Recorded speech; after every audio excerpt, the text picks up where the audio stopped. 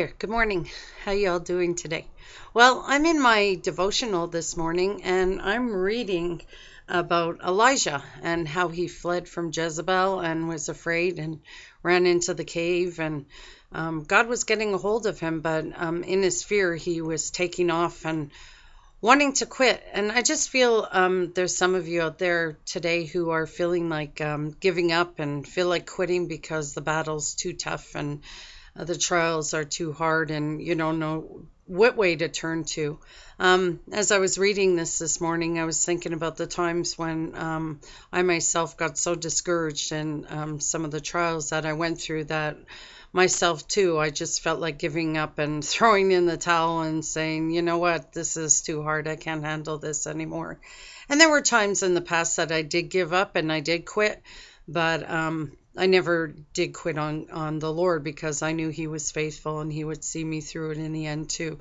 The Lord only gives us what we can handle. So, be of good cheer because it might seem really difficult for you right now and you're going through such a hard time wondering how you're going to pay those bills and you have huge debts or you're wondering why God isn't using you yet or anything like that. But I was reading the story of Elijah this morning and I just want to share part of my study Bible with you because it was really good and it really touched my heart today. So I'm really hoping that it blesses yours. So here we go. I was in First Kings, actually, chapters 19 to 20, and when the Lord speaks to Elijah. But I want to read the study part to you because, I just found it really good. Here it's saying, I quit. I was staying at a friend's house in her son's room. On the wall was a dramatic picture. A teenage boy sat on the bench, his football helmet in his hand, the picture of dejection. The caption read, I quit. Across the bottom of the poster was a shadow of a cross with the words, I didn't. God's servants are sometimes tempted to quit. Elijah had just experienced a real high. He had just given the idol-worshipping Israelites an astounding reminder that the one true God still reigned.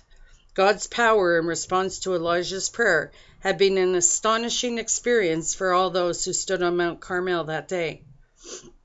But a certain king and queen held power in Israel, Ahab and Jezebel, two of the most evil rulers ever to sit on the throne. Ahab and Jezebel already hated Elijah because of the drought, for which they held him responsible. Then when Jezebel heard that Elijah had killed all the prophets of her god, Baal, she threatened to kill him. At that point, Elijah ran away. He quit. After seeing God's act mightily, Elijah went on alone into the desert, traveling all day. He sat down under a solitary broom tree and prayed that he might die. I have had enough, Lord, he said. Take my life. There are times when we've all had enough. We want to get away when life gets to be too much. God will lovingly care for our needs, just as He provided food and water for His prophet. God will allow the time for rest and refreshment so we can get up and get going again. That strength comes to us through the Holy Spirit because Messiah didn't quit on us.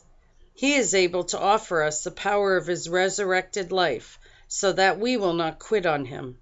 There is a wonderful, great gentleness in the way God dealt with His exhausted prophet. It's easy to lose perspective when we are flat on our face under our particular broom tree. God did not rebuke or exhort Elijah, but simply told Elijah that He knew that the journey was too much and that He understood. What spiritual provision at such a low point in Elijah's life? God tells us the same thing. Go ahead, take a break, but use it to let God refresh you. You can't quit now. He has work for you to do. That really spoke to me today because I remember there was such a time where the battle was so hard and I didn't know how I was going to get out of it. And the enemy really came against me and, caused me to go into a depression and being discouraged and feeling hopeless. And it was a really tough time, but then too, I felt the Lord was saying that He was with me and that He was going to see me through it and to be strong, and I had to really ask people for some prayer and to hold my arms up like Moses because I just was too weak to fight the battle any longer. And but God's goodness and faithfulness, He saw me through and He took me out of it. There's so many ways that we could get out of discouragement and hopelessness and wanting to quit. And that's really asking God to just fill us with His grace, pour in His love, and just to reveal that He's with us and He's seen us through it all.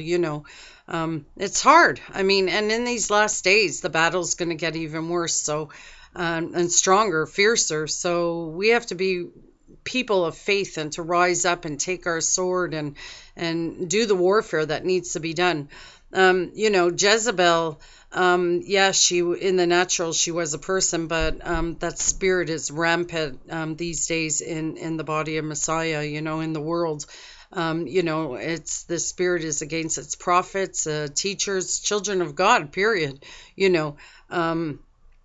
I notice too, a lot of times in my life, when I get a really good breakthrough or I get really blessed by God, or even, last week when I shared my testimony and stuff, I came under some brutal attacks, in the spirit. And I notice that happens, quite often, and the enemy's mad and wants to defeat God's children so that we would give up and quit, you know.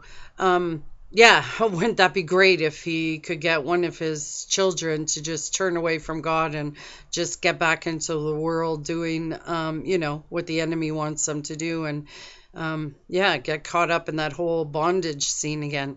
So I just want to encourage you out there today that are feeling just that you can't go on and you're ready to quit, and you're feeling God's not with me. I don't hear His voice, and don't let the enemy get you into that pity party and go down that spiral.